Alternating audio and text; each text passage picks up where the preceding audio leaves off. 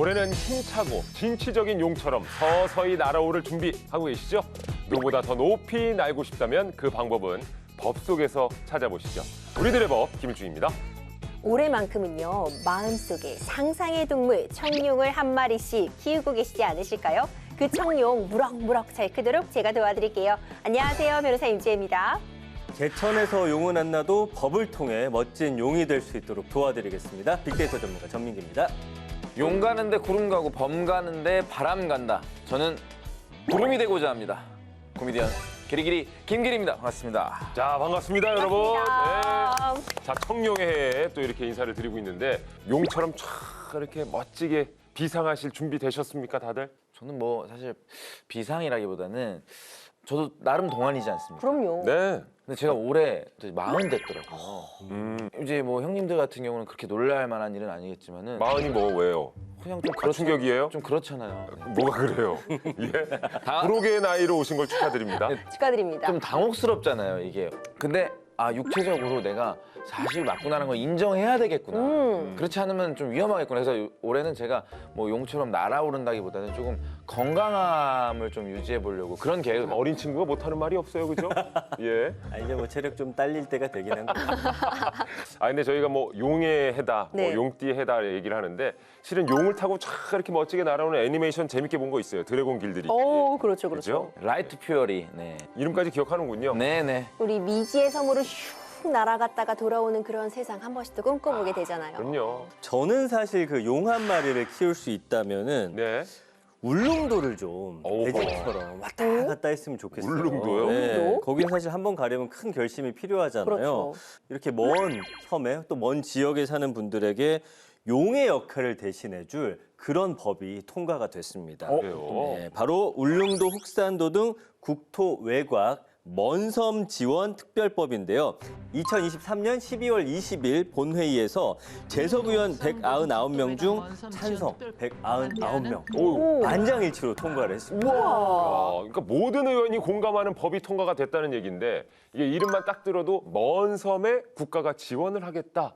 핵심 내용이 뭡니까? 그렇죠. 일단 먼 섬이라고 하면은 어디까지가 먼 섬인가 이런 궁금증이 생기시잖아요. 일단 먼 섬을요, 육지에서 50km 이상 떨어진 섬으로 규정을 딱 했습니다.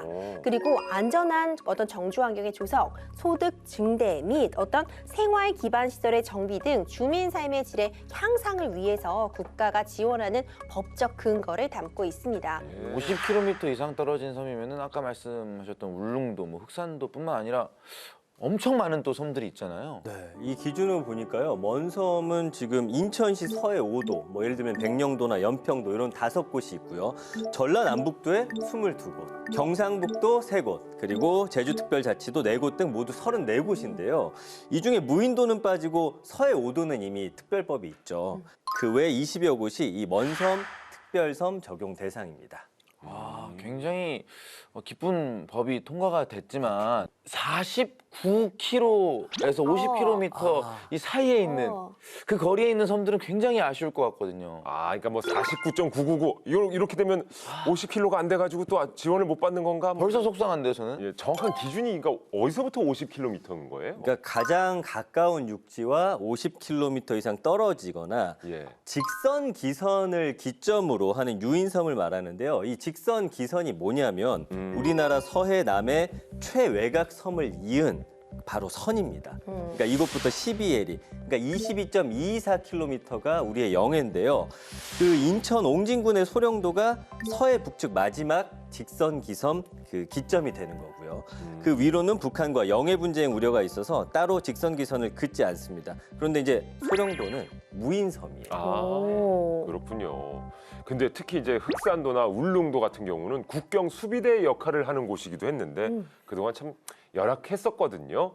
자, 구체적인 지원 내용도 이 특별법에 들어가 있는 건가요? 네, 사실 지원이 구체적으로 이루어지는 게 중요할 것 같아요. 보조금 특별 지원이나 주민 안전시설 우선 지원, 그리고 교육비 등의 특별 지원 담겨 있고요. 기반 시설을 설치한다거나 아니면 불법 조업을 방지하고 생활 인구 확대 지원 등이 담겨 있습니다. 그런데 조금 아쉬운 부분도 있어요. 뭐 노후주택을 개량한다거나요, 여객 손실 보전이라든지 세금이나 어떤 공공요금 감면 같은 생활을 안정시킬 수 있는 부분이 좀 누락되어 있는 측면이 있어서 이런 부분도 좀 보완이 필요하지 않을까 생각이 되네요. 서해 5도 특별법이 있다고 하셨는데 제가 해군을 나와서 오. 섬들을 좀 많이 오, 가봤었는데 그러시구나. 이 백령도만 가봐도 이제 뭐 굉장히 많은 것들이 잘 갖춰져 있어요. 네. 이제 국가 지원이 제법 되고 있다는 얘기인 거죠? 그런 것들은. 맞습니다. 이 서해 5도 지원 특별법상 노후주택 개량 지원 사업이 있는데 20년 이상 주택, 6개월 이상 거주한 사람에게 공사비를 20%만 본인이 부담하고 최대 4천만 원까지 정부가 지원을 합니다. 또 정주생활지원금으로 10년 이상 거주자에게는 매달 15만 원, 그리고 10년 미만 거주자에게는 8만 원을 지원하도록 되어 있고요. 그 대학 특례 입학도 허용돼 있어서 서해 5도 학생들은 특별 전형으로 수도권 대학에 입학을 하고 있습니다. 오, 그렇군요. 먼섬 지원 특별법 통과가 됐습니다만 세부적으로 지원할 내용은 조금 더 필요하다. 뭐 이런 생각이 좀 드는데 앞으로 또 국회가 이 부분을 좀 들여다보고 개선해 나가야겠죠, 그렇죠? 그렇습니다. 포문을 열었다는 데 충분히 의미가 있을 것 같고요. 이제 앞으로도 주민 생활에 필요한 이런 세세한 내용들은 계속해서 보완해 나가리라고 기대를 해봅니다. 예, 백령도 저는 갔었거든요. 왜 가셨어요? 저는 무슨 촬영차 또 이제 그 서해 쪽 섬을 또 한 바퀴 쫙 오. 돌아봤었는데 야, 아름다운 곳들이 정말 많습니다. 그렇죠. 혹시 먼 섬 어디 가보셨어요? 저는 배멀미가 좀 심해요. 아, 그럼 5, 2도 정도. 저는 사실 예. 제주도도 아직도 안 가봤어요. 진짜요? 정말요? 제주도 아니 비행기 타고 가면 되잖아요. 근데 아직 안 가봤어요. 제가 예전에 여기서 방송할 때도 네. 제주도 꼭 가겠다고 약속했는데 예. 아직 못 갔어요. 어머. 배멀미랑 제주도는 별로 상관이 없지 않나요? 그러니까. 아니, 어쨌든 제주도도 못 가봤을 정도로 섬에 많이 안 가봤다. 아, 야, 우리 팀장님 웬일이야. 어디 먼데 가시는 걸 별로 안 좋아하시는 거예요? 그런 것 같아요. 해외 여행은 가봤죠? 해외는 가봤어요. 아, 제주도를 또 안 가봤구나. 알겠습니다.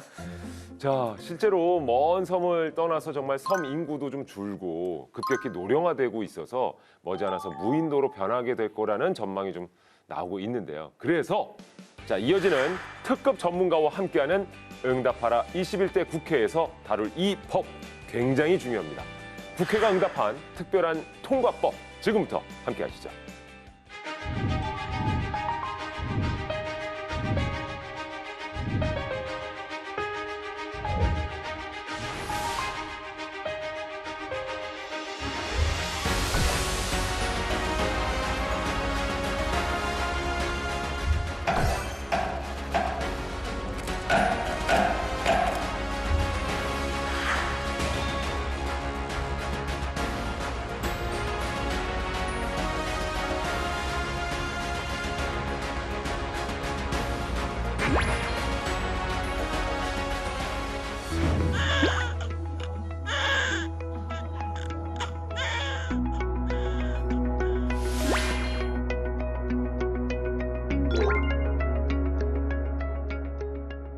인구 감소 지역 지원 특별법 법안 대안은 가결되었음을 선포합니다.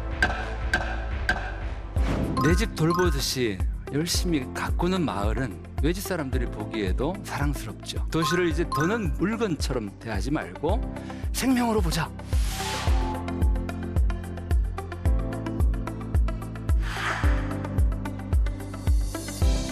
대한민국의 로컬은 정말 넓고 깊다. 그렇게 아름다운 곳들이 이렇게 사라져 갈지도 모른다는 생각을 하면 마음이 미어집니다. 그래서 어떻게든 살리자. 만약에 한 10년 동안 1,000만 명 정도 수도권 인구가 줄고 소멸 위기 비수도권 지역 인구가 1,000만 명 정도 는다면 골고루 피가 돌고 골고루 기가 통해서 골고루 행복해질 것이다. 네.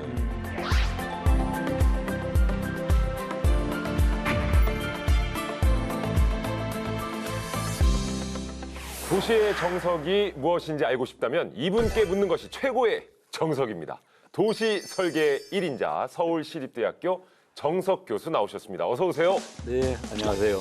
예, 교수님 반갑습니다.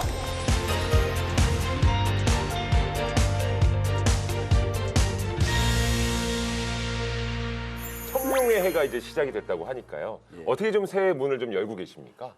저는 우선은 1, 2월 중에 지금 책 쓰는 일에 아, 2021년에 예. 1년 연구년 때 그 지역을 쭉 돌았어요. 특히 이제 그 중에 하동, 목포, 전주, 강릉은 한 달 살이를 했어요. 그래서 그 그러세요? 한 달 살이 이야기를 지금 책으로 쓰고 있습니다. 야, 2021년도부터 그렇죠. 2021 한 해 동안. 한 해 동안 한 해 동안 이제 제가 네. 도시를 연구하는 사람인데 지금 대한민국은 조금 좀 이상하죠. 네. 서울 수도권으로 인구가 계속 몰려서 네. 서울 수도권은 경쟁이 치열해서 부동산 가격, 교통 문제, 환경 문제, 뭐 젊은 사람들이 결혼도 아이도 안 낳겠다 이렇게 지금 가고 있고 나머지 지역은 사람을 뺏겨서 예. 소멸 직전이고 그래서 이 문제를 어떻게 풀어야 될 건가. 그래서 이제 1년 동안 로컬도 충분히 행복하게 일하며 살 수 있는 데 아니냐. 실제로 많은 사람들을 만났어요. 행복하게 일하는 야, 사람들. 말 그대로 정말 현장에 직접 한번 가보신 예, 예, 건데요. 예. 근데 각 지역마다의 정말 그 맛이 있었을 것 같아요. 달라요. 뭐 예를 들면 제일 먼저 한 달 살이 했던 하동은 지리산도 있고 섬진강도 있고 남해바다도 있는 정말 우리나라 가장 환경이 좋은 곳이죠. 하동에서 제가 한 달 살면서 느꼈던 것은 되게 고요했다. 고요해요. 네. 고유였다. 그다음에 목포는요. 네. 엄청 하구나. 재미나요. 그러니까 재미있어요. 목포는 너무나 다이나믹합니다. 흥미진진하고 다이나믹해요. 어떤 부분이 이렇게 흥미진지? 목포 자체가 워낙에 먹거리도 많고 그다음에 뭐 근대 거리도 있고 그리고 목포의 좋은 점은 신안에 1000개가 넘는 섬이 있죠. 예. 그러니까 목포에 거점을 두고 섬 여행도 할 수 있고 또 음악의 도시죠. 이난영 선생, 남진, 조미미, 예. 김시스터스 다 심심한 분들은 목포에 오세요. 오. 그렇군요. 다이나믹하군요. 네, 그리고 이제 제 고향 전주. 네. 전주는 한마디로 따뜻했다. 따뜻했다. 그러니까 도시도 사람도. 따뜻한 참- 계절에 가셔서 그러신 건 아니죠? 아니죠. 전주 한 달 살이 한 게 아마 10월 가을이었는데 네. 최근에 전주는 체계 도시를 선포해서 정말 멋진 도서관이 전주의 도서관. 전주에 전주 시청 자체의 1층 로비가 책기둥 도서관이에요. 오, 네. 이제 마지막 강릉은 이제 강릉. 맑고 상큼했다. 맑고 상큼해요. 아, 강릉이요? 마치 이렇게 샤워를 한 것 같은 개운한 느낌. 강릉도 보세요. 대관령이 있고 그렇죠. 동해바다가 있고 네. 그리고 경포 호수가 있고 그 네 곳 한 달 살이 하고 느낀 게 대한민국의 로컬은 정말 넓고 깊다. 그렇게 아름다운 곳들이 이렇게 사라져 갈지도 모른다는 생각을 하면 마음이 미어집니다. 그래서 어떻게든 살리자. 아, 그러셨구나. 말씀만 들어도 진짜 그 지역에 막 가고 싶은 생각이 들잖아요. 오세요. 제 주변에도 뭐 이제 뭐 제주살이 뭐 한 달 살기 하고 심지어는 뭐 1년까지 뭐 사신다는 분들이 계신다고 저도 얘기 들었는데 서울에 또 올라오시면은 답답해서 못 살겠다는 얘기를 또 종종 하시더라고요. 그럴 것 같아요. 맞아요. 그리고 이제 이게 행복하고 장소는 궁합 같은 거예요. 그러니까 내가 더 행복한 곳이 있는 거죠. 아니, 어디가 제일 궁합이 잘 맞으셨어요? 비밀이에요. 또 알겠습니다. 다이나믹하네요. 네. 저희가 이제 관련된 법과 함께 네, 이야기를 좀 나눠보도록 하겠습니다. 아무래도 지금 방금 말씀하신 뭐 한 달 살이 혹은 요즘에 뭐 사도 삼촌이다. 나흘은 도시에 있고 사흘은 뭐 시골에 가서 사는 뭐 이런 것들도 많이 있는데 오늘 저희가 좀 알아보려는 법과 다를 바 없는 취지가 담겨 있을 것 같습니다. 자, 응답하라 21대 국회, 국회가 응답한 통과법에 대해서 정석 교수님과 함께 한 걸음 더 들어가 보도록 하겠습니다. 자, 오늘 주제는 바로 이겁니다. 행복은 도시 순이 아니잖아요. 인구 감소 지역 지원 특별법입니다. 뭐 행복을 찾아서 서울로, 수도권으로 그러니까 인구 밀집이 많이 이루어지고 있는데 과연 그 지역에서 나는 정말 행복하게 살고 있는가? 라는 질문들을 좀 많이 하실 것 같은데요. 뭐 인구 소멸이 된다, 지역 소멸 위기다 라는 말들을 들으면서 굉장히 좀 위협적인 느낌을 받게 되는데 어느 정도로 심각한 상황입니까, 교수님? 아유, 뭐 아주 심각합니다. 그러니까 우리나라 시군구라고 하죠. 기초 지방 정부가 한 230여 개 되는데 절반 이상이 지금 소멸 위험 지역이에요. 그리고 그 중에 거의 절반 가까이가 인구가 5만이 안 됩니다. 네. 그러니까 옛날에는 작은 군들도 보통 5만은 당연히 넘었고 조금 큰 시군들은 뭐 10만, 뭐 20만 이랬죠. 그런데 지금 인구가 줄어서 예를 들면 전라북도 진안군이 지금 인구가 2만 한 4천, 5천 정도예요. 진안군은 787제곱킬로미터, 서울보다 커요. 땅이, 행정구역이. 그런데 예를 들면 서울의 저 송파구에 헬리오시티라고 하는 아파트 단지가 있죠. 거기가 9,510세대예요. 거의 10,000세대 가까이 되는 이 단지 주민 수는 얼마겠어요? 한 세대당 뭐 한 3명만 잡아도 3만 명이겠죠. 그러니까 서울의 아파트 단지 인구보다도 적은 분들이 살고 계시는 거죠. 그러니까 대한민국의 지금 인구 위기라고 하잖아요. 그러니까 합계 출산율이 막 떨어지고 지금 0.7대까지 떨어졌는데 이런 그 수치는 인류 역사에 없어요. 전에도 없고 앞으로도 없을 거예요. 옥스퍼드 대학 교수가 인구 추계를 했잖아요. 어느 나라 인구가 제로에 가장 먼저 이를 건가? 대한민국이에요. 아이고야. 이렇게 급격하게 줄면. 네, 그러니까는 지금 뭐 출산율도 굉장히 저조하고 뭐 사망자 수도 많이 늘었고 하지만 인구 감소의 이제 가장 큰 원인이 쏠림이고 어떻게 보면 악순환이에요. 그러니까 이 출생률을 보면 특히 수도권의 대도시가 제일 낮아요. 서울이. 대신에 이제 비수도권 지역의 농산어촌 시골이나 중소도시들은 좀 높아요. 그런데 지금 인구가 서울로 수도권으로 쏠리잖아요.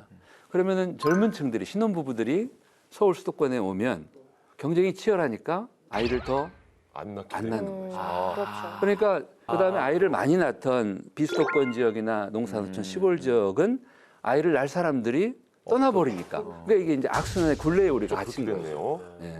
그러니까 이 인구의 반전. 오히려 젊은 사람들이 비수도권 지역으로 농산어촌으로 가서 조금 더 행복하게 일하며 살게 해줘야 이 인구 감소 문제도 풀릴 수 있다. 네. 그러다 보니까 이제 지방마다 혹시 지역마다 이 저출산 극복 대책 같은 걸 내놓더라고요. 인천시는 보니까 작년에 이 저출산 극복 대책으로 신생아가 만 19세가 되기 전까지 1억여 원을 지원하겠다라고 발표했고요. 이미 뭐 여타 몇몇 지자체가 파격적인 출산 지원책을 줄줄이 내놓고 있습니다. 사실 정부에서도 그동안 천문학적인 그 예산을 투입을 했는데 그럼에도 불구하고 출산율이 계속 저조하거든요, 교수님. 이제 재정을 어떤 식으로 쓸 건가, 어떤 방법으로 지원할 건가도 중요해요. 아이를 낳으면 그 부모에게 돈을 지원해 주는 것도 저는 좋은 방법은 아니라고 봐요. 그러니까 그러니까 이제 물이 점점 탁해져서 물고기들이 지금 죽어가고 있는데 죽어가는 물고기한테 입에다가 자꾸 먹이를 주는 것과 다르지 않다. 물을 맑게 해주고 젊은 사람들이 좀 편하게 살 수 있는 세상을 만들어줘야 되는데. 어쨌든 이 중에서 김기리 씨가 빨리 이제 결혼을 좀 하셔야 되겠네요. 정말 일단 정말 죄송합니다. 사명감을 안고. 죄송합니다. 아니 죄송할 필요는 없어요. 죄송할 필요는 없어요. 예, 그리고 말씀 들어보니까 우리 교수님께서도 자제분이 너무 궁금합니다. 예. 넷입니다. 3명이요? 야. 아들 보여주셨네. 그리고 딸. 우와. 우리 김일동 아나운서. 분발해야 되겠지. 분발하시기 위한. 아들 둘이거든요. 그러면 둘도 다자녀입니다. 그렇게 되는 것 같아요. 진짜 요즘에는. 그러니까 확실히 교수님 말씀 쭉 들어보면 뭐 시골 지역은 아예 아이를 낳을 청년이 없고 또 청년들은 그 수도권으로 몰리는데 아이를 낳을 생각을 안 하고 있고 그렇죠. 이 악순환이 계속 이어지고 있는데 자 인구 감소 지역 지원 특별법 저희가 한번 좀 짚어봐야 될 것 같아요. 임 변호사. 네, 교수님 말씀해주신 것처럼 일단 기본적으로 이 너무나도 서울에 쏠려 있는 이 도심 쏠림 현상을 지역으로 좀 균분하겠다는 내용 담고 있습니다. 구체적인 내용도 좀 살펴보자면요, 기본 계획을 필두로 해서요, 지자체 간 협약 체결, 생활권 연계와 협력 추진, 도시와 농어촌 간의 협력 증대에 대한 내용을 담고 있습니다.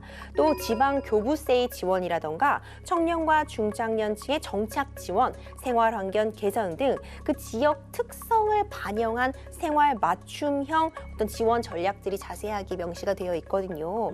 뿐만 아니라 의료, 주거, 교통, 문화 기반 확충 등 생활 전반에 걸쳐서 지원을 해서 인구 감소 위기 대응을 위한 지역 맞춤형 전략을 펴겠다는 내용을 담고 있습니다. 네, 이미 법 내용을 잘 알고 계시겠습니다만은 예. 어떻게 좀 평가를 하고 계십니까, 예. 교수님께서는? 이 인구 감소 지역 지원 특별법은 참 잘 만든 법이고 내용도 좋아요. 그런데 이제 제가 걱정하는 거는 법이 만들어졌다고 세상이 저절로 변하지 않잖아요.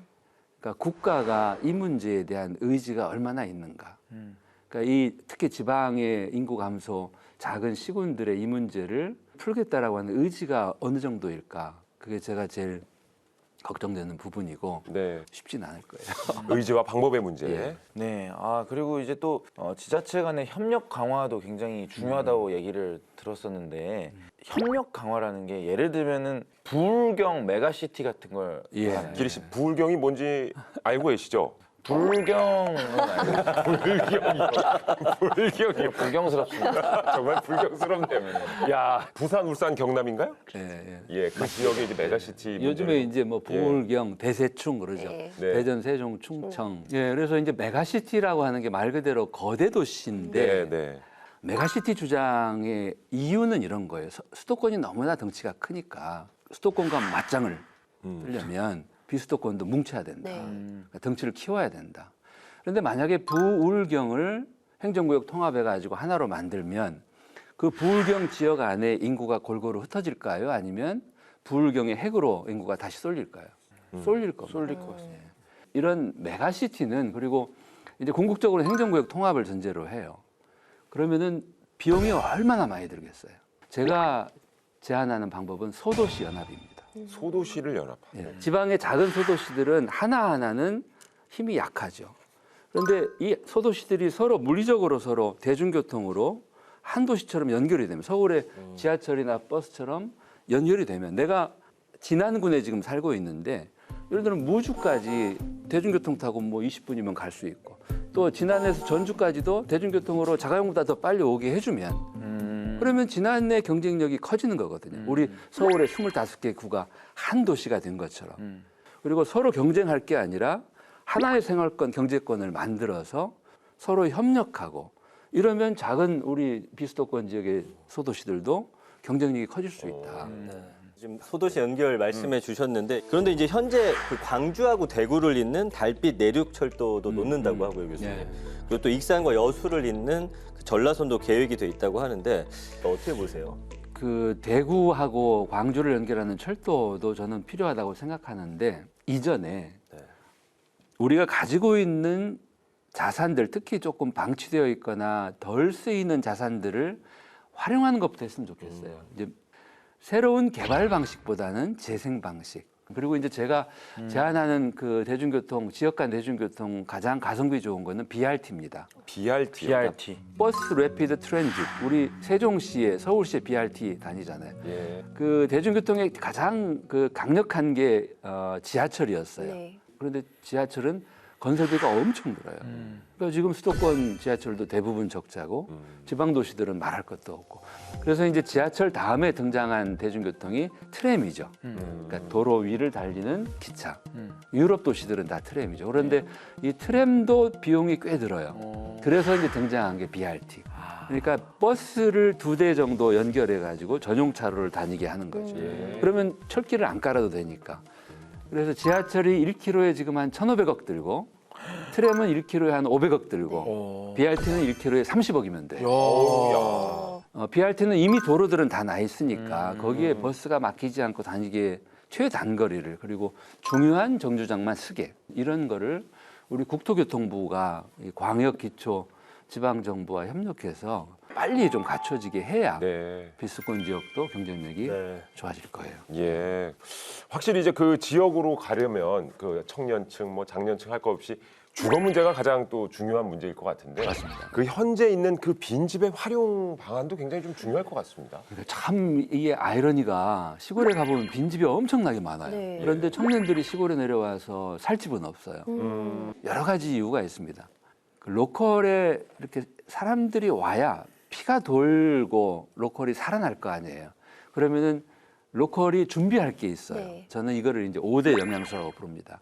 첫 번째가 일자리, 일자리. 두 번째가 살자리, 세 번째가 아까 말씀드렸던 교통망, 그 다음에 관계망, 그 다음에 다섯 번째는 지방 정부들이 이렇게 좀 섬세한 행정, 돌봄 행정. 그래서 이제 일자리와 살자리가 가장 중요한데 이 살자리에는 그러니까 거기에 사는 분들의 주택도 필요하지만 이렇게 와서 좀 머물러 볼 수 있는 스테이, 아, 예를 들면 한 달 살기 같은. 한 달 살기 이런 거죠. 네. 이리 와서 체험을 좀 해보는 맞죠. 거. 예. 그래서 지역에 있는 그 빈집들을 최대한 활용해서 할 수 있다면 지방 정부들이 100채, 200채 정도의 이런 로컬 스테이를 확보해 놓고 우리 군에 와서 한 달 살아보세요.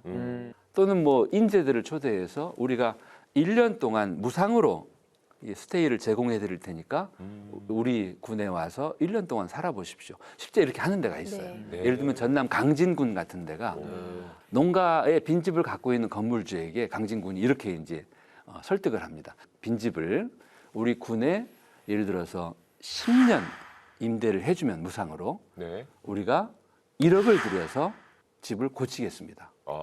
그리고 10년 뒤에 그대로 돌려드리겠습니다. 그렇게 이제 빈집을 무상으로 임대한 다음에 고쳐가지고 이걸 마을 호텔로 만들어요. 마을 호텔. 강진군이 운영하는, 강진은 지금 그 문화도시 가운데 음악도시를 지금 지향하는데 전국에서 음악인들을 초대를 해요. 네. 그리고 이 마을 호텔을 무상으로 주는 거죠.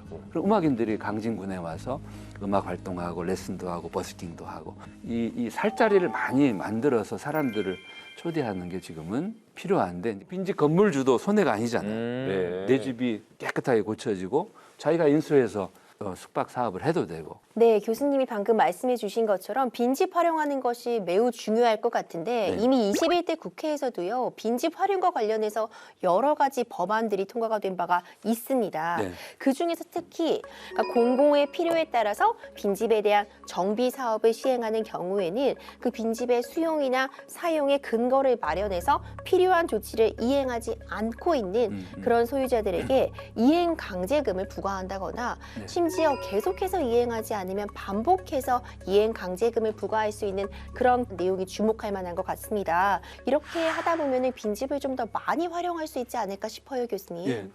작년 연말에 빈집 등 소규모 주택 정비 특례법인가요? 그 법이 잘 만들어졌다고 생각해요. 빈집을 방치한 사람들이 경제적으로 자기의 불이익이 오면 다르게 대응하겠죠. 그리고 또 하나가 이제 그 문제가 낡은 빈집을 가지고 있으면은 세금이 많이 안 나가는데 그 빈집을 철거하면 세금이 늘어요. 그러니까 이런 어떤 문제들이 빈집을 그냥 방치하도록 또 하니까 그래서 이제 그런 것들을 고쳐준 것 저는 좋은 법 개정이라고 생각하고요. 그 미국이나 유럽의 많은 나라들이 빈집세를 부과합니다. 네. 프랑스는 빈 상점세도 부과해요. 오. 그러니까 가게가 비잖아요. 그러면은 1년 비고 2년 비면은 그냥 재산세만 내면 되는데 3년째 비면 재산세의 5%를 빈 상점세로 내야 돼요. 어허. 4년째 비면은 10% 이렇게 중과세를 해요. 그러니까 건물주 입장에서는 내가 소유한 건물에 가게가 비게 되면 나에게 손해니까 어떻게 해요? 임대료를 낮춰서라도. 근데 이제 프랑스가 이런 빈 상점세를 이렇게 운영하는 이유가 뭐겠어요? 사실은 도시의 활력은 상가거든요. 그렇죠. 그래서 이제 그런 제도들을 꼼꼼하게 우리도 입법 노력을 더 하면 좋겠어요. 예. 자, 빅데이터 전문가 우리 전민기 팀장. 네. 현재 농촌 빈집이 얼마나 되는지도 데이터가 있겠죠? 네, 농촌의 빈집수는 뭐 계속해서 예상하시겠지만 증가를 하고 있습니다. 2018년에 38,988채였던 것이 2022년에는 66,024채. 지금 5년 동안 70% 가까이 늘었어요. 그리고 이제 시도별로 보니까 그 농촌 빈집 비율이 전남이 16,310채로 24.7%로 가장 많았고요. 경북, 전북, 경남 순이었습니다. 이 정부가 빈집을 최대한 활용하고 신속하게 정비하겠다라고 했는데 생각보다 좀 지지부진한 면도 있는 것 같고요. 이 교수님 말씀처럼 빈집세 저는 뭐 개인적으로 좀 좋은 그런 제도가 아닌가라는 생각이 드네요. 그러네요. 계속 무책임하게 두는 것보다는 거기에 차라리 세금을 부과하도록 하겠다. 네. 예. 그리고 아까 저 임 변호사 어떻습니까? 교육이나 의료 지원 내용도 있다고 그랬었잖아요. 전폭 지원입니까 혹시? 그렇죠. 사실 교육이나 의료 지원이 빠져 있으면 이 도시가 제대로 정착하는데 어려움이 클 수밖에 없을 것 같습니다. 인구 감소 지역의 교육 기관에 대한 경비 지원이나 이제 교육 시설을 이전을 하면 그 재정에 대해서 행정적인 지원을 하겠다는 내용을 담고 있는데요. 또 의료도 굉장히 중요하죠. 관련 기관이나 의료 서비스 차원에서 지원을 명시하고 있습니다. 그런데 교수님, 실제로 정말로 필요한, 당장에 필요한 교육이나 의료 지원은 어떤 것들이 있을까요? 그러니까 지금 우리나라의 그 지방 그 소멸 위기 중에 중요한 원인 중에 하나 교육이에요. 그러니까 학생들이 다 서울로 수도권으로 대학 입학하면서 이제 오니까 그래서 저도 대학에 있지만 대학이 이렇게 서열화를 이제 그만해야 된다. 이를테면 프랑스처럼 우리나라 뭐 국공립 대학부터라도 저 1대학, 2대학, 3대학 이렇게 다 하나로 좀 연결하고 그리고 오히려 특성화시키는 게 저는 좋다고 봐요. 그러니까 모든 대학이 다 이렇게 스카이 이렇게 쭉 1, 2, 3위 이게 아니라 예를 들어서 전라북도에 있는 어느 대학은 농생명 바이오 쪽으로는 우리나라 최고 대학이다. 또 경상북도에 있는 어느 대학은 뭐 인공지능 쪽으로 최고의 대학이다. 이렇게 특화시켜서 학생들이 굳이 한쪽으로 서울 수도권으로 몰리지 않게 국공립대학들은 어느 대학에 입학하든 다 공부를 할 수 있도록 해주고 또 대학의 구성원들, 교수들도 자유롭게 오고 가면서 할 수 있도록 이렇게 대학의 서열화를 좀 폐지하려는 노력들, 극단적인 노력들도 저는 지금 해야 된다고 생각합니다. 기리 씨가 그래도 우리 중에 또 청년이니까 네네. 예, 혹시 이런 전폭적인 지원이라든지 주거 문제가 해결되면 확실히 좀 지역으로 내려가서 그래도 살아보겠다라는 생각도 좀 드나요? 여러 말보다도 아까 전에 우리 교수님의 눈빛, 각 지역마다 살았을 때 그 떠올리면서 그 눈빛을 보면서 야 나도 한번 경험해보고 싶다. 여기서 산 증인이 제 눈앞에 있었기 네, 때문에 네, 네. 어느 지역 콕 집어. 아무래도 근데 이제 저는 자연환경을 좋아하기 때문에 지금 아까 전에 하동 얘기가 굉장히 끌리더라고요. 네. 네. 하동 참 좋아요. 예, 섬진강도 있고 지리산도 있고 나중에 하동으로 한번 놀러 갈게요. 같이 사시죠 그냥. 빈집 여러 개 한번 마련해 놓겠습니다. 알겠습니다. 이 도시 재생 사업을 비롯해서 뭐 지방 소멸을 막으려는 고민은 비단 우리나라만의 문제는 아닐 것 같습니다. 예, 혹시 이 문제를 잘 헤쳐나가고 있는 해외 사례도 있을까요, 교수님? 예, 그러니까 우리나라만의 문제가 아니에요. 예를 들면 프랑스는 파리와 나머지 사막으로 된 나라다. 이렇게 얘기할 정도로 파리가 아닌 지역들과 파리의 차이가 크다라고 얘기를 하고 가장 최근에 프랑스의 그 지방 중소도시에 대한 지원 정책은 지역 결속 국가청 이제 약자로 ANCT예요. 국가기구예요. 그러니까 프랑스의 작은 중소도시들을 결속시키겠다. 이 C는 영어로 코히전.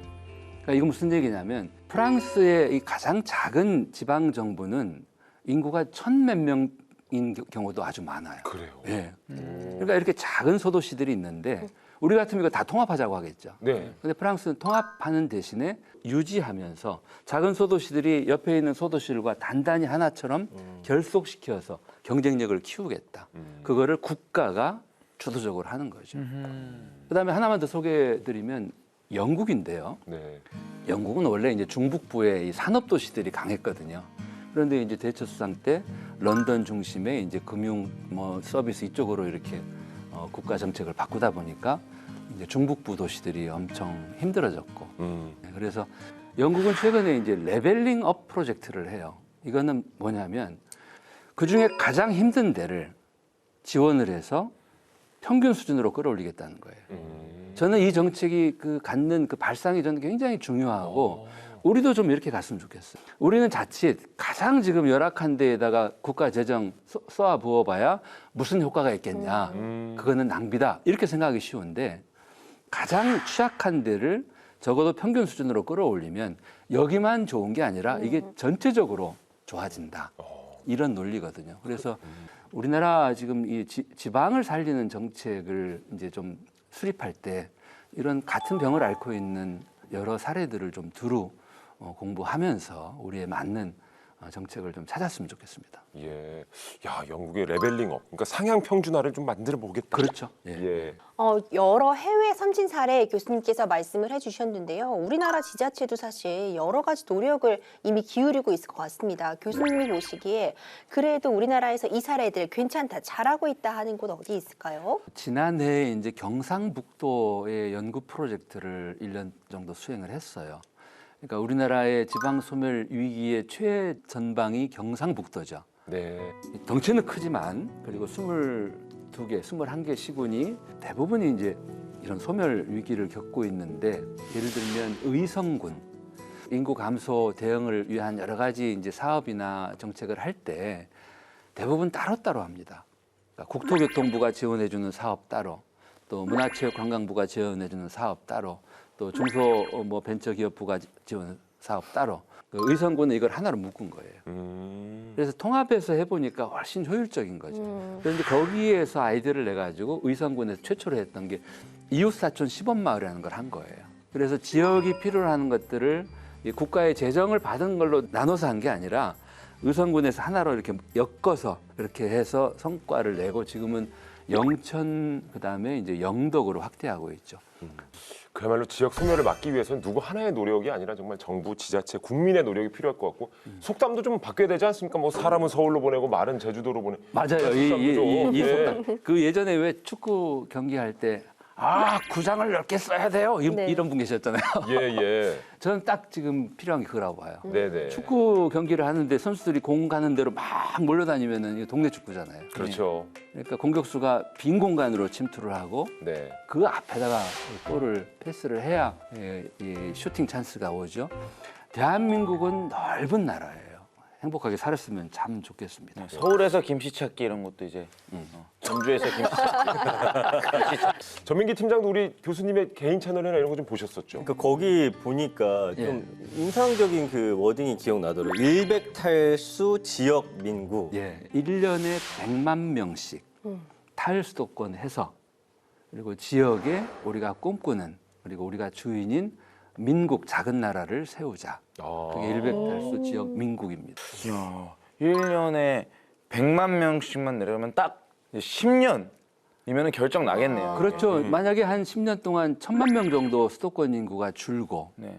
소멸 위기 비수도권 지역 인구가 1000만 명 정도 는다면 저는 수도권도 지금보다 훨씬 더 편안해지고 비수도권 지역도 더는 소멸 걱정을 안 해도 되고 골고루 피가 돌고 골고루 기가 통해서 골고루 행복해질 것이다. 네. 이렇게 생각합니다. 그 중에 한 명이네요. 네, 맞습니다. 하동으로 또 내려가셔야 제가 되니까. 이제 집에다가 일백탈수를 이제 붙여놓도록 하겠습니다. 예. 감사합니다. 예. 저도 이제 고향이 대전인데 예. 저는 지금 바로는 좀 쉽지는 않을 것 같아요. 돈도 좀 벌고 그럼요. 해야 되니까. 천천히. 어느 정도 나이가 들면 저도 아까 이야기해 주신 곳 중에 약간 강진이라든지 예. 목포 좀 매력적으로 좀 오. 다가오네요. 5도 2천, 4도 3천도 권합니다. 오. 그러니까 일주일에 5일을 또 대도시에 지내다가 뭐 이틀 정도를 로컬에 가서 좋네요. 또는 이제 뭐 4일을 또는 3일을 저는 이제 올해부터는 4도 3촌 또는 3도 4촌을 지금 이제 정년 때까지 시도하려고 합니다. 저도 해보고 싶은데 사실 저 아이 둘 키우는 워킹맘 입장에서요. 쉽진 않죠. 이상적이지만 정착까지는 전 시간도 걸리고 우리의 더 많은 관심이 필요하다고 생각하거든요. 근데 앞으로 저도 힘을 보태겠지만 우리 국회에서 나서서 좀 힘을 보태줘서 워킹맘도 일백탈수 한번 해볼 수 있다 이렇게 좀 자신감을 가질 수 있는 그런 나라가 됐으면 좋겠다는 생각이 듭니다. 네네. 자, 그럼 정말 저희가 국회 방송도 이제 법 프로그램이기 때문에 예. 마지막으로 국회에 바라는 점이 있으시다면 교수님께서. 뭐 저 최근에 먼섬 지원 특별법도 만들고 그다음에 인구 감소 지원 특별법 개정도 하고 빈집 특례법도 또 개정을 하고 뭐 아주 열심히 우리 국회의원님들이 노력해 주시는 거 응원합니다. 네. 한 가지만 부탁을 드리면 대한민국이 지금 앓고 있는 이 병의 원인이 그 개발 시대에 우리가 성장 거점 개발론이라는 생각에서 비롯된 거예요. 성장의 거점을 집중적으로 키우겠다. 쉽게 표현하면 클놈을 키우겠다는 거였어요. 그래서 이제 그렇게 하다 보니까 대도시를 키웠고 대기업을 키웠어요. 그래서 우리가 단기간에 경제 발전을 이루고 선진국에 올라갔지만 대도시가 블랙홀처럼 다 빨아가고 편중과 불균형의 문제가 결국은 지방 소멸까지 지금 온 거니까 이제 지금 우리 대한민국을 어떻게 우리가 치유할 건가? 저는 우리 국회에서 이제는 강자들이 아니라 약자들을 돕고 지원하는 법. 이제 그런 입법 노력을 좀 더 많이 해주셨으면 좋겠어요. 듣고 계시죠? 예. 자, 우리 오늘 교수님의 한 줄 정리를 해보자면 수도권 쏠림 깨고 일백탈수 지역 민국. 예. 이렇게 강화해서 정말 전 지역이 고루고루 행복하고 균형 발전을 이루는 우리나라가 됐으면 좋겠습니다. 오늘 정말 귀한 말씀해주신 정석 교수님 다시 한번 감사합니다. 반갑습니다. 새해도 건강하십시오. 네, 새해 복 많이 받으십시오. 감사합니다.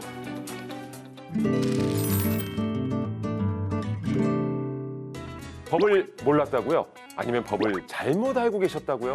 제대로 법을 읽어드리는 방법을 알려드리는 시간 법 읽어드립니다. 예, 이거 뭐 있었죠? 이렇게 연기했죠 우리. 또 까먹었네 그새. 이렇게 깜빡깜빡 한단 말이에요. 근데 주로 이제 밖에서 저는 일을 하다 보니까 집에서 밥을 먹는 시간이 아침밥 외에는 주로 좀 외식을 많이 하는 것 같은데. 저는 너무 집밥 해서 드세요? 어떠세요? 사실 너무 바깥에서 먹으면서 살아왔다 보니까는 이제는 좀 집에서 먹어보려고 많이 노력을 하고 있습니다. 집에서 뭐 이것저것 깨작깨작 요리도 해보고. 오 진짜 요리하는 남자. 저는 일주일에 한 집에서 밥 먹는 시간이 몇 번 안 되는 것 같은데 횟수가. 그래요? 네. 이제 외식 얘기를 하는데 실은 뭐 키오스크가 등장을 했고 젊은 분들도 어려워할 정도로 좀 복잡하긴 합니다만 테이블마다도 이제는 주문할 수 있는 것들이 다 있더라고요. 패드가 거기서 불거진 사건이 오늘 저희가 다뤄볼 내용인 것 같습니다. 자, 만약에 식사를 하던 도중에 뭐 음식을 추가로 주문할 수 있거나 아니면 식사 도구를 추가로 부탁을 했는데 비용을 청구한다. 어떠실 것 같습니까? 자, 사연을 한번 만나보시죠. 와, 오늘 외식하는 거야? 맨날 배달시키더니 오늘은 웬일? 아이고 우리 5살 아들 누구 닮아 말을 이렇게 예쁘게 해? 이거 누구긴 누구야? 당신 닮아. 그렇지. 민기야. 오늘은 엄마 아빠 결혼 기념일이야. 네가 낳을 수 있었던 결정적 사건이 있던 날이지. 둘이 딴딴따단 그날이구나. 그렇지. 나는 오늘 꼬이가 먹고 싶은데. 그래. 꼬이. 그래. 조금만 좀 더 귀엽게 대본 읽어줄래? 그래. 오늘은 아빠가 크게 쏠게. 한우 뚝불로 가자. 주혜. 5년 동안 함께 살아줘서 고마워. 내가 정말 그동안 엄청 참고 돌을 닦으며 살았지. 아니 우리 셋 다 잘 참은 결과야. 쨍그랑 엄마 나 수저 떨어뜨렸어. 어이구 우리 아들 수저 떨어뜨렸어. 괜찮아. 다시 엄마가 줄게. 자, 여기요. 수저 좀 바꿔주세요. 네네 수저 왔습니다. 꼬마야 고기 맛 어떠니? 아주 끝내줘요. 한우는 진리예요. 그래. 아유 다행이구나. 맛있게들 드세요. 쨍그랑 엄마 나 또 수저 흘렸어. 쌀이. 아이고 우리 아들 조심 좀 하지. 사장님 죄송한데 여기 수저 한 번만 더 주세요. 아이고 또 떨어뜨렸어요. 자 여기 수저요. 근데 아시죠? 저 수저 교체하시면 추가 비용 발생합니다. 뭐라고요? 수저 교체 추가 비용이요? 아니, 그런 게 어디 있어요? 여기 있지요. 짜잔. 봐보세요. 여기 딱 써 있잖아요. 수저 교체 시 500원. 아니 말도 안 돼. 무슨 수저가 반찬도 아니고 디저트도 아니고 교체하는데 돈이 들어요. 어이가 없고. 당신 그 변호사 한다 그랬지? 그럼. 연락해. 여기 불법 영업 음식점 있다고 지금 당신 사장이야? 뭐야? 이름 뭐야? 김일종? 저 모르시는 말씀. 아니 이렇게 안내를 했으면 그건 불법이 아니에요. 우리는 법 없이 사는 아주 품격 있는 레스토랑입니다. 이거 왜 이러세요? 엄마 아빠 세상 참 각박하다 그치? 자 이렇게 야. 살펴봤습니다. 수저 교체비가 이렇게 명시가 돼 있었고 그래서 불법이 아니다라는 식당 주인의 말입니다. 맞습니다. 그래요. 저도 어린 아이 이제 키울 때 지금은 커서 이제 그러진 않습니다만 한참 떨어질 때 있어요. 그럴 때 있어요. 그럴 때 있죠. 아니 뭐 예. 애들이 무슨 상관인가? 저는 지금도 많이 떨어뜨리는데. 맞아요. 40살인데. 네. 근데 이 수저 교체 비용이 추가가 된다. 네, 왜 우리 한정식 집 같은 데 가면은요. 어떤 반찬을 리필하려고 주문을 다시 할 때 돈을 받으시는 경우가 간혹 있어요. 비싼 반찬 있잖아요. 게장, 그렇죠. 뭐 그런 고기류 반찬 다시 달라고 하면은 그때는 돈을 받는 경우를 찾아볼 수 있는데 수저는 좀 특이하긴 하네요. 네, 이게 정말 실제로 벌어진 일인지도 의구심이 생기는데 어떻습니까? 이게 실제 있었던 일입니다. 그 A식당을 방문했던 한 네티즌이 온라인 커뮤니티에 글을 올렸거든요. 그래서 숟가락 교체 비용도 받는 요즘 핫플 술집이라는 제목인데 그 2023년 여름에 광진구의 한 식당에 방문을 했는데 오랜만에 갔더니 메뉴도 달라져 있고 무엇보다 충격적이었던 거는 포크랑 숟가락 추가 비용을 받는 것이었다라고 썼어요. 그러면서 숟가락 교체 추가, 아까 우리가 소개한 대로 500원 적힌 메뉴판 사진까지 캡처를 해가지고 올려가지고 꽤 큰 논란이 됐었습니다. 그렇군요. 저희가 각색하기로는 이제 온 식구가 간 이제 음식점으로 네. 표현을 했는데 술집이었군요. 네, 맞습니다. 그리고 이제 500원이라는 비용은 뭐 그 사장께서도 큰 돈을 벌어보겠다고 맘먹은 비용은 아닌 것 같긴 합니다. 조심해 달라는 내용이겠죠 아마. 맞습니다. 그래서 A식당을 방문했던 다른 누리꾼은 그 손님들이 병따개 두고 숟가락으로 병맥주를 자꾸 따서 파손이 되고 아하. 분실이 되고 망가지는 경우가 많았다는 거예요. 네. 또 이 식당만 또 탓할 수 없는 게 그 술값을 보니까 대부분 2,000원. 어. 그래서 실제로 이곳은 술과 음식 가격이 저렴한 대신에 뭐 입장료하고 이용 시간당 요금을 받는 곳으로 좀 알려져 있더라고요. 그러게 하긴 이제 간혹 정말 이 병따개 둘 두고 옆에 있는데도 이제 숟가락으로 뽕 까는 분들이 꽤 있어요. 예사치 않은 소리 들립니다. 저도 몇 번 해봐가지고 약간 좀 찔리기도 하는데. 예. 아 그런데 이 차라리 병따개 어. 금지라고 이제 붙여놓으셨으면 좀 좋았을 것 같은데 음. 먹다 보면 실수로 떨어뜨리기도 하는데 좀 이게 너무 야박한 추가 비용 아닐까요? 맞습니다. 이게 진짜 궁금해집니다. 이게 법적으로 제재가 될지 처벌도 되는 건지. 우리 먼저 기리님 어떨 것 같으세요? 이렇게 숟가락 교체 비용을 받았다. 뭔가 네. 처벌할 법적 근거가 있을까요? 야 없어요. 이거 없습니다. 없어요? 네 없습니다. 아 기물 파손죄? 손님에게. 네. 손님의 그렇죠. 손님이 당연히 이 집기를 파손하거나 하면 일종의 그런 파손죄를 물을 수 있겠지만 네. 과연 업주가 이렇게 한 게 네네. 너무 과하지 않냐. 그런데 정답부터 말씀드리자면 이런 부분을 법적으로 처벌할 수는 없습니다. 아 그렇죠. 아. 왜냐면요, 법은 모든 걸 다 규정할 수는 없어요. 네. 우리가 그걸 이제 최후 수단성이라고 하는데, 그러니까 결국 최후의 규정에 두는 게 법이라고 볼 수 있는 거죠. 그리고 또 사적 자치의 원칙이라는 게 있습니다. 사적. 자치의 원칙. 사인 간, 개인 간의 내용은 개인들의 판단에 따라서 개인들이 정하기 나름이라는 거죠. 그러니까 예를 들어서 제가 우리 김일중 MC님한테 100만 원 빌려주면 김일중 MC님이 내가 뭐 예를 들어서 조금 쓰다가 200만 원에 갚아줄게 하면은 굉장히 고리지만 네. 우리 사이에서는 통용이 될 수도 있는 거죠. 그럴 일은 그걸 없겠습니다만은. 냉정하시네. 그러니까 이게 사적 자치의 원칙인 것인데요. 예. 그걸 좀 빗대어서 이 사건에 가져와 보자면요. 수저 교체 비용을 500원을 받겠다고 제안을 했고 상대방 쪽에서 이걸 받아들이기만 한다면 사실 사적 자치의 원칙에 따라 문제될 여지가 없겠죠. 그러면 만약에 이제 추가 비용을 내라는 이제 점주 측하고 절대로 내가 못 내겠다라는 손님하고 법정까지 만약에 가게 된다면 네. 그럼 아까 말씀해주신 그 원칙에 따르면 식당 주인이 좀 유리한 거 아니에요? 금액 자체가 크지 않기 때문에 소송을 가긴 어렵겠지만 만약 간다고 한다면 일단 중요한 건 이걸 잘 알렸느냐가 키포인트가 될 것 같아요. 그러니까 누구나 수저를 떨어뜨리면 다시 주문하면 500원 교체 비용이 있을 수 있다. 이 사실을 좀 크게 써놓는다거나 메뉴판에 좀 앞에 탁 나와 있었다면 그 룰을 따라야 되는 게 맞을 것 같고요. 만약 막 메뉴판 구성 맨 뒤에 막 너무 작은 글씨 막 5포인트 깨알 같은 글씨를 써놓고서는 나중에 언급도 안 하고 있다가 수저 10번 교체하셨으니까 5,000원 내세요 한다면은 사실상 소비자의 손을 들어줄 수도 있거든요. 확실하게 좀 고지를 해놓고, 그러니까 손님들 입장에서도 이걸 인지하고 있었다 그러면 문제가 될 수 없다.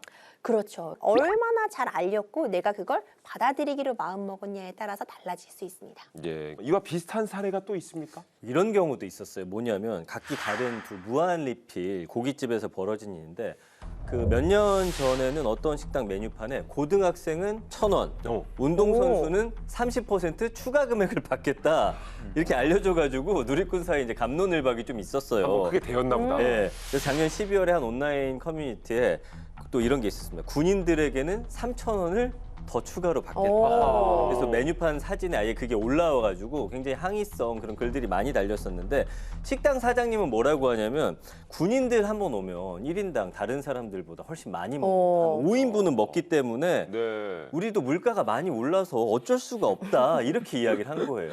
야, 뭐 그 심정적으로는 이해가 갑니다만 네. 또 그래도 그 군 장병들에게 또 할인을 하는 음식점도 봤거든요.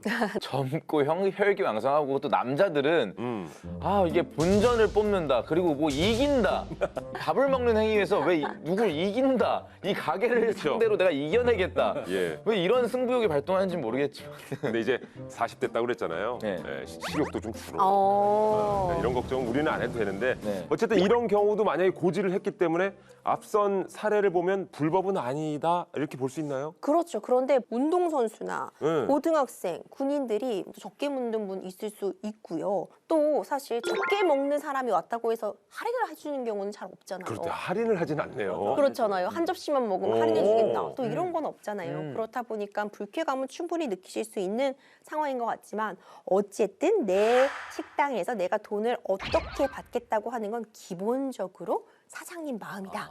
손님은 대신 원치 않으면 그 식당을 이용하지 않으면 그만인 거고요. 근데 좀 하나 좀 짚고 넘어가야 될 거 있는 것 같아요. 그 사적 자치 원칙에 따라 개인의 의사를 대체 어디까지 허용하나요? 무제한인가요? 맞아요. 사적 잔치의 원칙이라고 해서 정말 극단적인 예를 들어보자면 당연히 사람을 사고 파는 계약은 있을 수 없겠죠. 네. 아무리 그 사적 간에 합의가 있었다고 해도 이뤄질 수 없는 계약이잖아요. 그렇기 때문에 선량한 풍속이나 기타 사회 질서에 위배되는 계약은 무효로 하고 있습니다.